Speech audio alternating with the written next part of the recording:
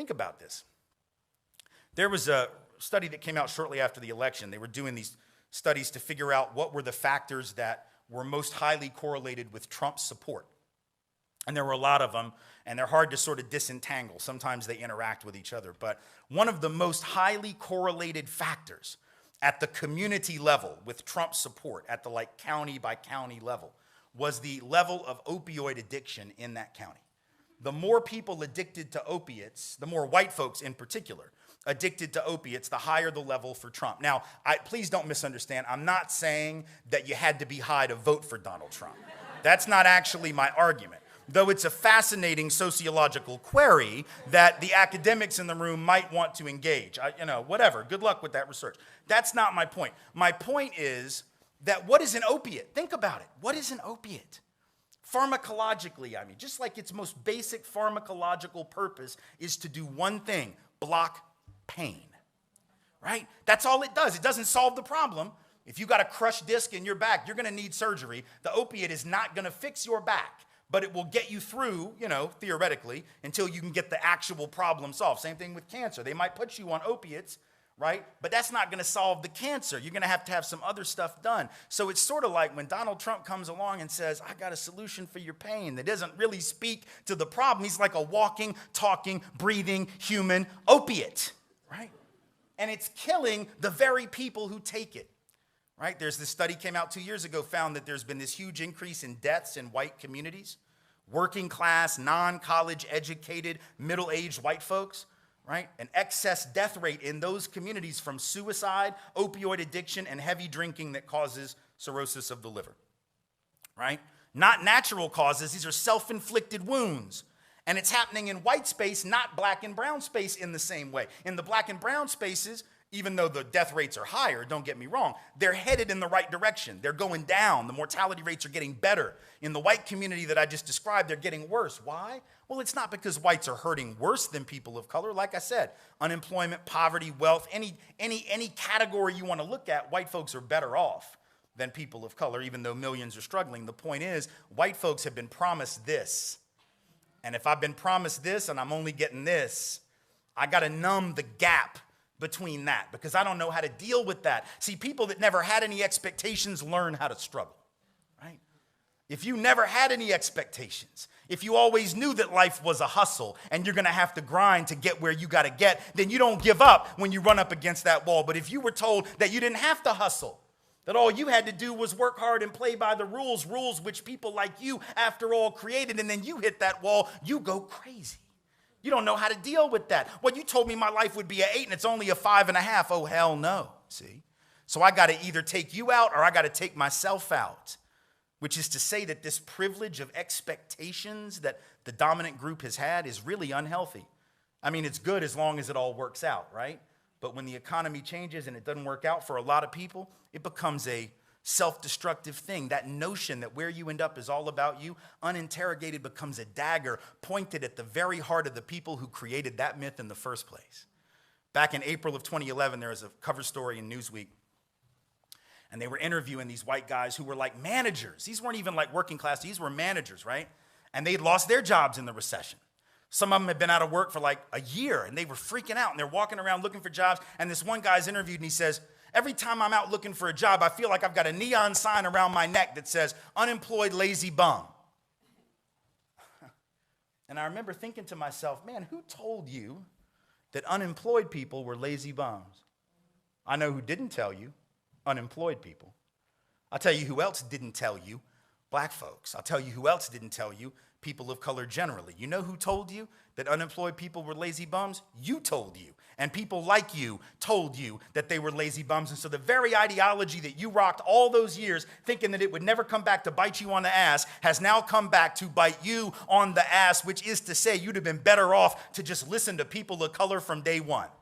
Because they could have told you the system was a scam from the time that they were 12. They could have told you that it was a setup. They could have told you that it was a ripoff. They could have told you that it was a hoax, but we didn't want to believe it. And now we're the ones who are the least prepared for change. That's why you see these videos on YouTube, right, of like this white guy in Starbucks that has this meltdown because he got like bad service from a barista who happened to be black. Check this out. Go look for it. Look for white dude Starbucks meltdown. It'll come up. This guy's going just nuts because he got his latte with soy milk or something and I don't know. And he's yelling at her and he starts using racial slurs against this black barista and throws out there, I voted for Trump. What do you think about that? I don't know, why the hell is that relevant to your order? Right? He just wanted to say it just to like bust it off on her, and so he's yelling at her, using racial slurs, and then he goes on later to tell he feels oppressed. Look, here's the thing. If you think bad service at a coffee joint is oppression, you clearly have never experienced oppression, all right?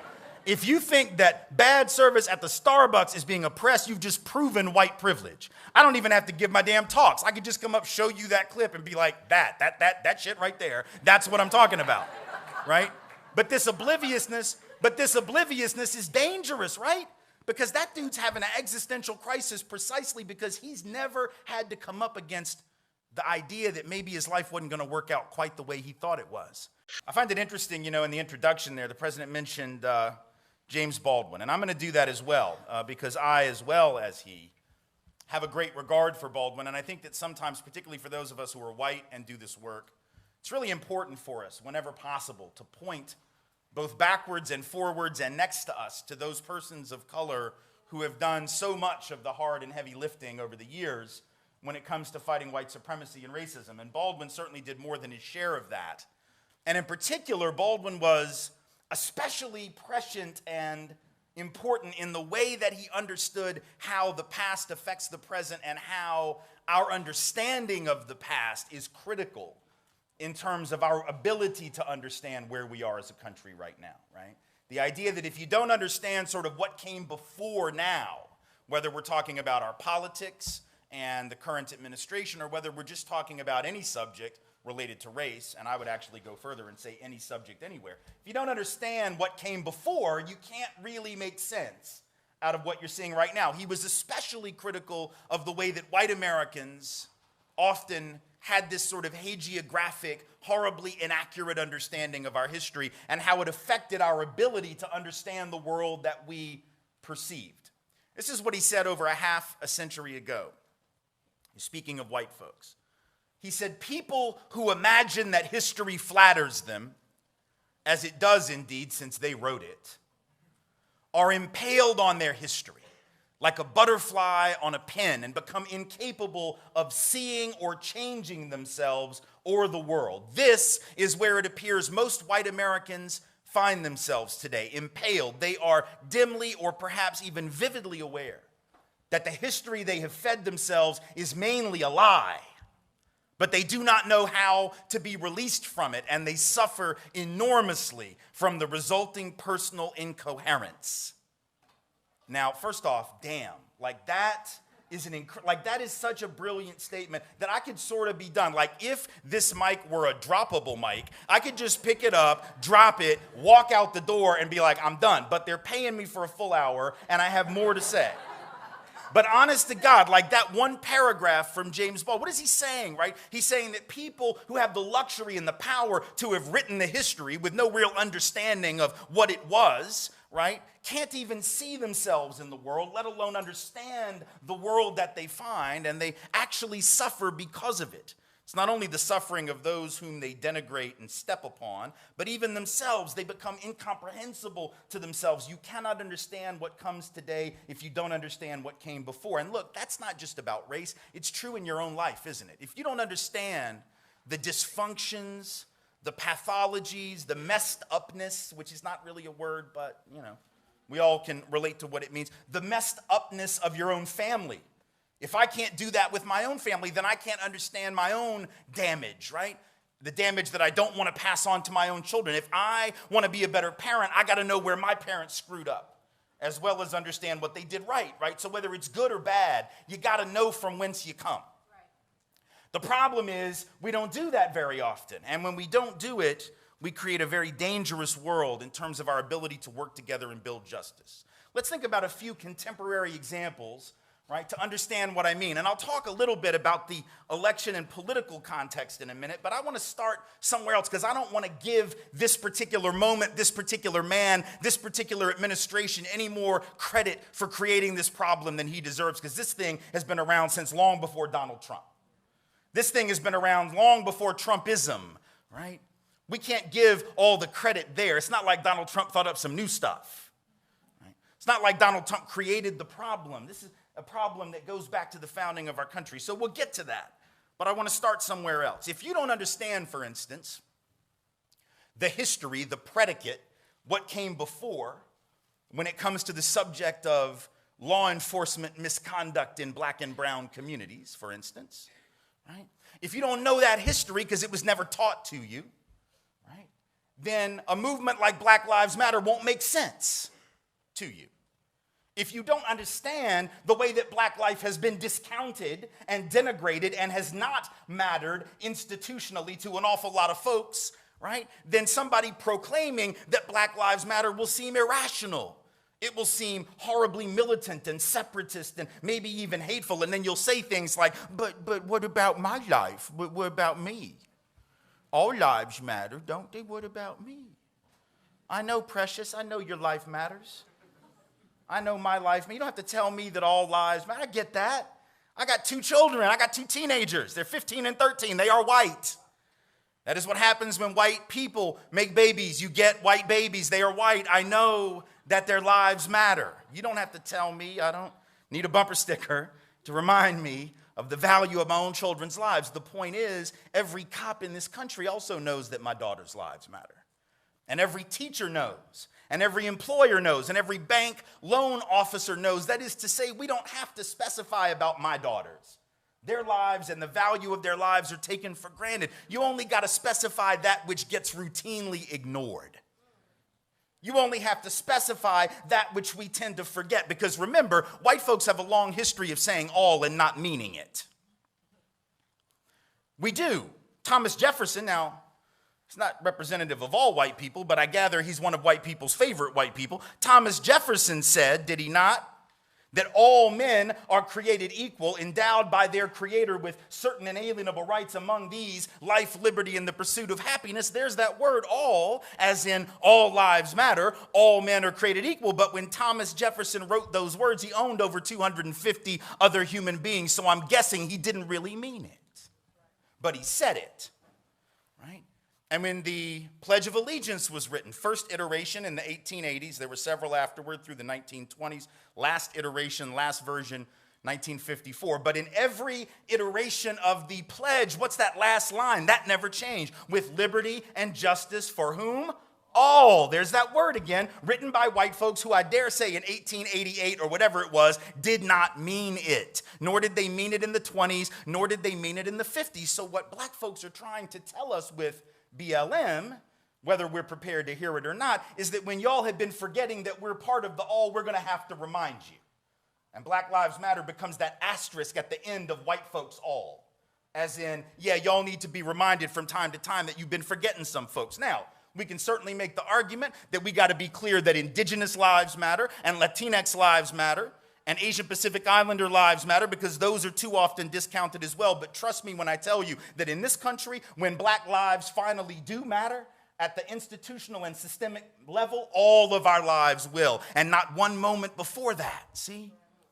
But if you don't know the history of misconduct, nothing I said will make sense to you, because for a lot of white folks, we have grown up in a society where the police really were the protectors. We just had a different relationship to law enforcement than a lot of people of color have. This isn't about bad cops, good cops, by the way. It's not about, oh, all police are terrible, all police are racist, all police are brutal. It's not about people, it's about systems, right? And law enforcement as a culture has a history of abuse, and every Angelino who is black and brown knows that. Everyone in this greater area who is black and brown knows that. Everybody's been in Pasadena long enough knows that, right? Black folks, for instance, know that modern policing traces directly to slave patrols. That's the first iteration of policing in this country, right? And there's a bright line relationship between that and what came next. Cops were the ones who enforced the slave laws. Cops were the ones who enforced segregation. Cops were the ones who collaborated with riots in black neighborhoods, burning them to the ground in the 20s and 30s. Cops were the ones who collaborated with military uniformed officers in Los Angeles in 43 during the Zoot Suit riots when they rampaged in Chicano neighborhoods. And Chicano folks in this area know that history. A lot of white folks weren't taught it. And you can't know what you weren't taught, and you can't teach what you don't know. So I'm not saying you ought to feel bad for not knowing it. I'm just saying when you don't know some stuff, you miss some stuff. When you have the luxury of being oblivious to that history, you miss some stuff. People of color don't have the same luxury. They know that it was cops that pulled protesters off of the stools during the sit-ins in the South where I'm from. That wasn't done by random folk off the street. That was cops with guns and badges and the power of the state.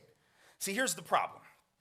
Whether you're a good person or a bad person and you become a police officer, I think most people who become cops, most people who become teachers, most people who become whatever they become are good people. I think most people are good folks, just in general. I think most people don't wake up wanting to hurt other people, but here's the problem.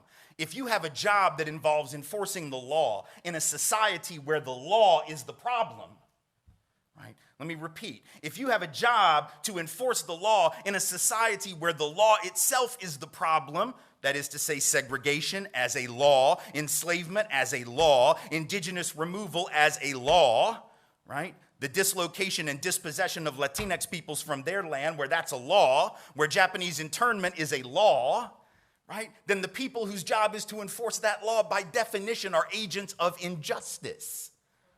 That's not about hating police. That's just obvious, right? If you are the enforcer of the system and the system is the problem, then you are part of the problem. If you want to be part of the solution, you got to flip that system, right? You can't stand at the end of the conveyor belt in the factory marked sausage factory and be shocked when all the stuff it sends you is sausage. If you're sitting down there and you're like, where the hell are my chicken nuggets?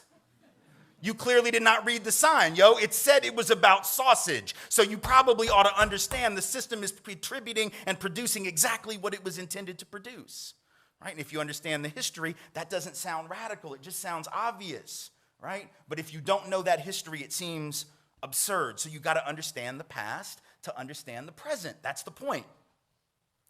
But it's not just with regard to policing, right? It's with regard to just any inequities that you see. And I think about this not as an educator, not as a writer, not as a scholar, activist, or anything. I think about this as a dad, right? Because like I said, I got these two girls, they're 15 and 13. And, you know, when you're a parent, you always sort of pay real close attention to how your kids learn stuff, right? And you can see, like, when the light bulb goes on over their head, and it's sort of a really amazing moment because you're like, oh, my God, they just figured out something, and sort of cool, and, you know, you try to commit that to memory. All right, so a couple years ago, I'm driving with my girls to their dance studio. They're dancers.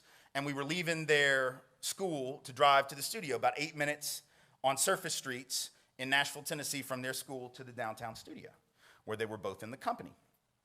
And it's a drive we've made every day, virtually every day for like a year and a half during the week and once on weekends. So we're used to this drive. But on this particular day, something different happened. We get stopped at a red light. And that red light happens to be in the middle of public housing, right? Both sides of the street, public housing apartments, or what we refer to in this country as projects, right? And the 10-year-old daughter, whose name is Rachel, sitting in the back seat, looks around, and I'm sure she had recognized the racial demographic of that neighborhood before, because we've been making the drive every day, right? But that day she says, Daddy, why is this neighborhood pretty much all black? Oh, that's a hell of a good question, right? I mean, that's a really deep. Like my kid, my 10-year-old is doing like urban anthropology in the back of my Highlander, y'all. That's like some pretty serious stuff. Like I was very proud too, you know, because after all, this is what I do, right? And she's like noticing stuff and I'm like, oh, I'm so proud.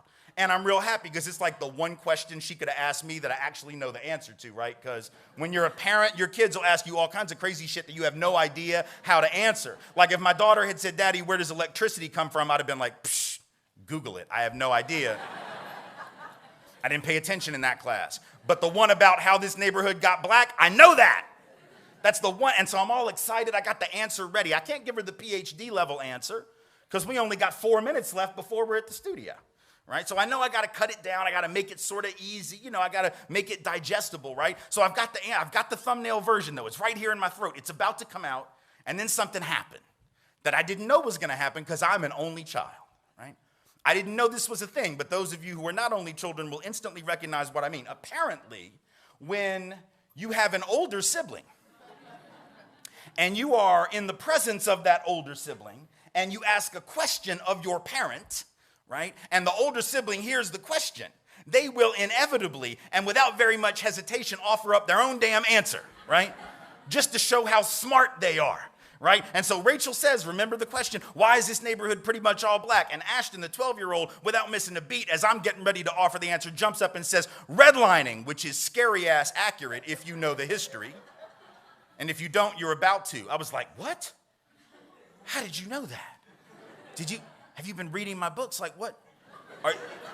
Is it genetic? Do you just know shit? Like, do you just like, is it passed down generationally to you just because daddy knows? That's crazy. It was creepy. And the 10-year-old said, I don't think I know what redlining means. I'm like, yeah, I don't think your sister does either, but that was a hell of a guess.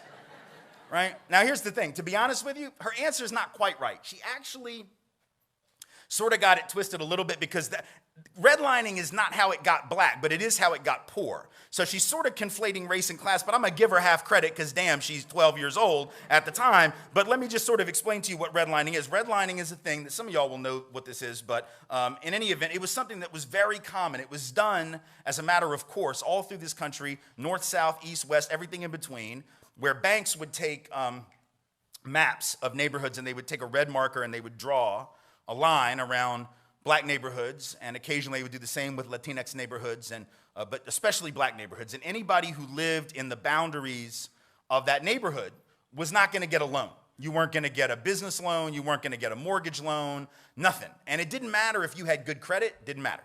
Didn't matter if you had a good job, didn't matter. Didn't matter if you had a good education, none of it mattered. You weren't getting a loan just because you lived in that space. And this was done generation in and generation out as a formal and totally legal above-board practice until 1968, when the Fair Housing Act was passed. But even after that, the research tells us it continued indirectly, sort of informally, secretly. The research today says we probably got 3 to 4 million cases of housing discrimination against people of color every year based on race. About half of those are in the mortgage market. The other half are in the rental market. So in other words, it's still happening. But it used to be totally legal. And as a result, right, that meant that those communities were starved of wealth. Those communities were starved of capital, right? Folks weren't able to start up businesses. And by the way, at the very same time they couldn't get those loans, they were knocking down neighborhoods to put up interstates and to put up shopping malls and to put up garages and office buildings. And most of the houses that got knocked down and apartments that got knocked down were being lived in by black and brown folks. 20% of all African-American housing in the country was knocked to the ground between 1950 and 1969 to make way for economic progress, highways, et cetera, right? So people of color were being denied capital, and the stuff they already had was being flattened by bulldozers, right? So that's how those neighborhoods became poor. But how did they actually become black, or black and brown combined, folks of color? Well, that happened for a couple of reasons that are really important to know. First of all, most people don't know this history, but like Baldwin said, if you don't understand it, right, then you're not going to understand what you see. That's the effect of what he was saying in that quote I started with. What happens is the public housing that we were looking at right there in Nashville, and this is true public housing nationwide, that was created not for people of color. Most people don't know this history, but you need to. Public housing was created for white folks. Right? For the first couple of years, it was very hard in most parts of the country for people of color to even get access to publicly subsidized housing. It was created for poor white folks to give them an opportunity, a leg up to come into the so-called middle class. But at the very same time that the government creates those public interventions in the housing market for white people, they also created some other programs that were sort of duplications of that, but even better. They create the FHA loan program, the VA loan program, later on the GI Bill program. In theory, these were open to everybody, but in practice, virtually all the benefits went to white folks because the criteria to qualify for these loans, which were government guaranteed loans, loans without which you could not have gotten a house in the 30s, 40s, and 50s. Virtually all the benefits went to whites because the underwriting criteria, the lending criteria, essentially excluded almost all people of color, with just a few exceptions. So in other words, the neighborhoods became racially identifiable because certain folks were able to hustle it out to the suburbs using those loans, right? Leaving the ones who couldn't get the loans in the city. And then you couldn't get a loan in the city because of redlining and other forms of discrimination. So these neighborhoods become white, these become black and brown, these become middle class to affluent, these become poor, not because of anything having to do with the people that live there, but having to do with the decisions made by people who most definitely do not live there, right? Now, I get to the end of that story and we're at the studio. I drop the kids off and I'm wondering, God, I hope they got it, you know? They seem to. They're nodding. They're, oh, yeah, okay. They seem to understand, yeah? And as I'm driving away, I think to myself, that's a really important story because what if my kids ask me that and I don't know the answer? What if your kids ask you and you don't? What if a child asks a teacher in a classroom and they don't because they were never taught it? Because were any of us really taught in K-12 about that process of racial discrimination? I wasn't. I wasn't taught in AP history, and hell, that's the history for smart people. That's what they tell you. That's the history where you can supposedly handle anything. Apparently not that, though. You can't handle that. So they don't tell you that, right? And if I don't know the answer, do you think my kid stops wondering about the question? No, see, my 10-year-old who wanted to know why the neighborhood looked the way it did, right, is going to keep wondering. But if she asks and I'm like, oh, I don't know, she's going to keep wondering, what do you think her conclusion is going to be? Because she's going to come to her own conclusion. And you know what that conclusion is going to be. The only one it can be in this culture. It's the conclusion that this society has already handed her on a silver platter. What is it? You know, because it's the conclusion that comes from the fundamental guiding ideology of our country, the thing that we've all been taught, the thing that we've all been exposed to, the secular gospel of America, the creation myth of America, Genesis 1:1 of America. And you know what it is. The Genesis 1:1 of this country is what? Wherever you end up is all about you. Right? Because if you just worked hard, you'd have made it. If you didn't make it, there's something wrong with you. You should have worked harder. The notion of rugged individualism, right? That's the fundamental building block of our country. But if you're taught that, and then you look around and you see this level of inequality, and you don't know the backstory of how we got that inequality, then you end up defaulting to the idea that these people are down here living like this because there's something wrong with them. And these people over here are up here living like this because they're superior. In other words, racism becomes almost rational unless you question that ideology. Just like sexism does, right? Because if you look around and you see men disproportionately on the hierarchy, right, and you see women disproportionately below them on that hierarchy, then it becomes almost logical for people, even women, to internalize a belief that they don't have the same capacity as men. Classism becomes rational. Where you look down even on poor white folks. You look down on poor white folks in coal country and Appalachia, and you go, well, you know, if they would just work harder, everything would be fine. We don't have to do anything to the job market or the larger economy because they're to blame. In other words, if we don't understand how we got from point A to point B to point whatever we're at now, we end up making conclusions that are fundamentally going to reinforce racism, sexism, and classism. And here's the thing. Every one of us knows that that myth is a myth. We know it's not about simple, rugged individualism. We all know people, do we not, who have worked hard their whole lives, got nothing to show for it. And we all know people who were born on third base and think they hit a triple, right? Never had to work hard, right? And they'll never lose what they've got. I'm even told, now this may be a rumor, y'all tell me, but I was told, as hard as this may be to believe, that there are even people who inherited their father's real estate empire in the 1970s, got to take over his real estate portfolio in the 1970s when it was worth $227 million already, and turned it into a few billion and decides that that makes him a self-made billionaire. Have y'all heard that story? I heard that story. I don't know who I'm talking about. I forget the name, but I feel like that's a thing, right? We know it's not about rugged individualism. It's about head starts, who had them and who didn't. It's about an 8-lap relay race where some folks started on lap 5, and some folks had to start at lap 1, and then were shocked when the ones with the 5-lap head start crossed the finish line first. That's what's supposed to happen when you have a 5-lap head start. Yes? Right? And so ultimately and look, the rugged, first of all, like even if you don't like my politics, can we just agree that there's no such thing as a rugged individual? That's like some crazy shit.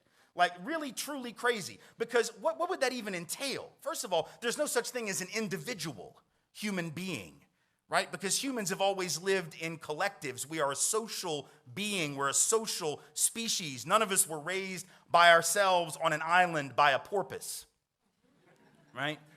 We've had families, we've had tribes, we've had cultures, we've had nations, right? We've all been raised in a social context. None of us were raised by a porpoise on an island. If you ever actually meet someone who qualifies as a true rugged individual, for the love of God, you need to get the hell away from that thing, because it's going to be dangerous as hell.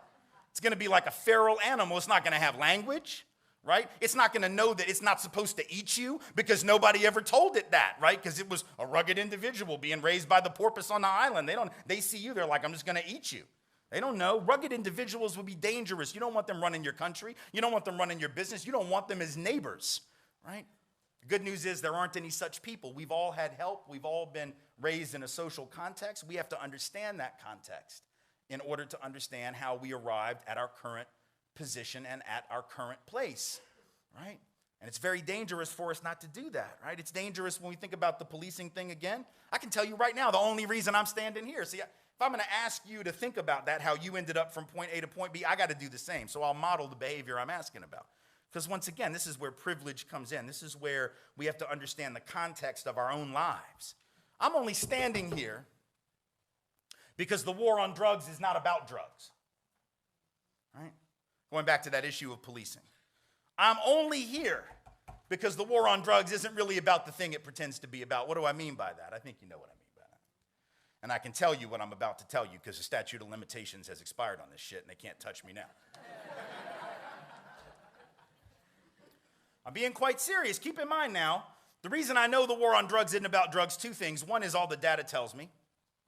Centers for Disease Control, National Institutes on Drug Abuse, every study you choose to consult says what? White folks are just as likely, if not more likely, to use drugs, just as likely, if not more likely, to possess drugs, just as likely, if not more likely, to sell drugs, just as likely, if not more likely, than people of color to become addicted to them, right?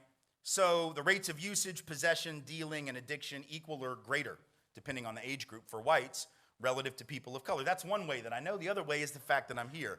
Because in April of 1988, I was headed back from a college debate tournament. I was at Tulane University in New Orleans. We went to a debate tournament in San Antonio, driving a rental car back, right? And I get stopped in Gonzales, Texas. I do not recommend this, by the way. I get stopped in Gonzales, going about 13 miles an hour over the limit. So I pull over. It's just me, my debate partner, another two-person team, and the coach. And I'm nervous, right? And I'm nervous because I know what's in the car, other than debate evidence. I know that at that moment, in the briefcase of my coach, is the following: an ounce and a half of weed, an 8-ball of Coke, 12 sheets of acid. Yeah, Google it, and 14 hits of X. Now, not bragging, by the way, and I'm not encouraging this behavior. Yeah, I'm not. I'm just asking you a fundamental question. You know what the question's going to be, but I got to keep setting this thing up. Now, for those who are not drug users, either now or at any point, that is not for personal consumption, as you can probably imagine. That would kill anyone who tried to do all that. So that was my coach. He was a dealer on the debate circuit. He would deal to other coaches. He would deal to debaters, right? So I get pulled over, and I know that's in there. And I'm nervous as hell because he comes to the door with that flashlight, right? Puts it in the face, and he's like, I need to see your license. I'm like, of course. I'm looking for it. I'm looking for the damn thing. It's a wallet. It's got like 4 places it could be. Can't find the damn thing. And it seemed like it took 30 minutes. It was probably 20 seconds. But it seemed like it was a half an hour. I'm sweating, right? My eyes are getting big. I'm sweating crazy, just profusely. The air's on, doesn't matter. Sweating, right? And I just know that this is not going to go well. He says, would you like to come back and sit in the cruiser where the light's better? I'm like, okay. I go back there. He's right, man. The light is way better in the police car. So I'm looking for it, right? Finally, I turn over this one little, flap where you put pictures and credit cards and stuff, and there's my fake ID. I got that. He sees it. He goes, isn't that it? I'm like, no. That's something else. I don't know. That's like a craft project. I don't know what the hell that is. I don't know what that is. I don't know, even though it said driver's license right on the damn top. And he saw it, and he's like, are you sure? And he starts to reach for it. And just as he starts to reach for it, now keep in mind, just the license alone is a misdemeanor offense, $500 fine, up to 60 days in jail potentially. Probably wouldn't have gone to jail for it, but you know they're gonna search the car when he gets it, right? So he's reaching for it, and just as he does, I find my real license that magically reappears in a place that I thought I had searched 5 times. And I'm like, here it is, oh, here it is, right? And he goes, you sure that's it? And he gave me a look that said he knew. He writes me a $75 ticket, he lets me go. Now, if you think that he wouldn't have searched that car with all the nervousness that I was exuding, the at least suspicious behavior that would suggest possibly something greater was up. If you don't think he would have searched that car if I were black or brown, you have not been paying attention. And I don't mean to this lecture, I mean to life in general. The opioid addiction and the politics of despair. Let's talk about this. Dr. Tim Wise emphasizes that Trump's strongest support came from communities experiencing high rates of opioid addiction, suicide, unemployment, depression, a declining life expectancy, the very indicators of what scholars call deaths of despair. These communities were not simply politically conservative, they were in deep psychological crisis. Opioid addiction destroys families, hollowed out towns, and produced collective demoralization. Instead of offering rehabilitation, mental health investment, or economic transformation, Trump offered something emotionally easier. A scapegoat. He told these communities that immigrants, minorities, globalization, and liberal elites, not structural economic forces, were responsible for their own suffering. These allowed white communities battling addiction to redirect their pain outward rather than inward, choosing blame over interception. Supporting Trump became a way to express their rage, grief, and humiliation without confronting the systemic problems that opioid addictions revealed. Also, Dr. Tim Wise argues that many white voters did not support Trump because he offered real solution, but because he validated their racial anxieties. Because for decades, Black Americans, Latinos, immigrants, and other marginalized groups had been slowly gaining social, cultural, and political visibility. For certain segments of white America, these changes felt like a loss of dominance, loss of identity, loss of centrality.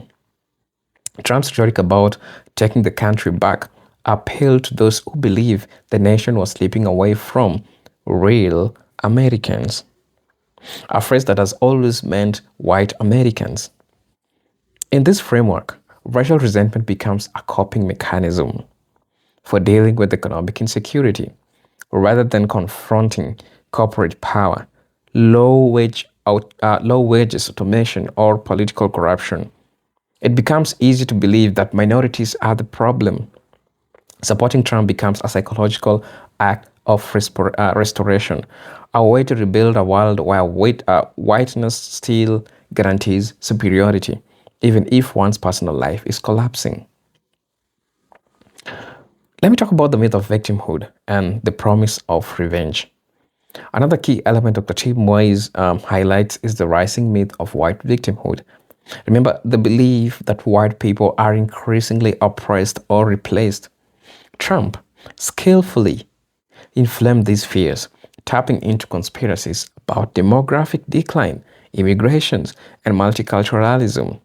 For many Americans in crisis, these narratives offered a sense of clarity and purpose that their actual social realities lacked. If they were suffering from addiction, unemployment, or decline opportunities, Trump told them it was not because of corporate greed or political failure, but it was because of liberals and minorities taking what's yours. This created a political revenge rather than reform. Voting for Trump became an emotional strike against those perceived as cause of white decline. In this worldview, it was better to embrace a political that harms everyone, including oneself, as long as it appears to harm non-white groups more. Cultural identity, Tim Wise also argues that white Americans have been have been socialized to treat cultural identity as more essential than material well-being. Trump understood this intuitively. He did not promise to improve healthcare or fund addiction treatment. Instead, he promised to defend gun culture, to defend Christian nationalism, anti-immigrant sentiments, and white historical narratives. And for communities whose local culture was collapsing, church attendance failing, traditional jobs disappearing, family stability weakening, Trump's message of cultural restoration was emotionally powerful because he made this message of cultural restoration, he made them feel seen, validated, and respected. These emotional satisfaction outweighed concerns about cuts to healthcare, SNAP benefits, or addiction programs. In other words, people voted for cultural belonging even if it meant economic suffering. They voted for emotional security rather than economic security. One of the most sharpest insights that one of the most insights is that Trump offered white America the most addictive drug of all, absolution, as the drug which was offered. He told them that they were not responsible for their problems. They were not responsible for their community decline. They were not responsible for their addiction. They're not responsible for their employment or loss of dignity. The blame lay with outsiders. That's immigrants, that's Muslims, that's black activists, that's feminists and global elites. This psychological relief is powerful because accepting personal or community responsibility is painful. Accepting that one's whiteness is no longer guaranteed success is humiliating. Now, opioid addiction itself is tied to humiliation, the collapse of white working class dream. Trump's narrative lets them escape this pain, supporting him because a way of reaffirming innocence. We are the victims, not the perpetrators. This psychological comfort made many willing to ignore the harm or his policies used. Now, ultimately, Dr. Tim Wise argues that Trump's success is deeply ingrained in white identity politics.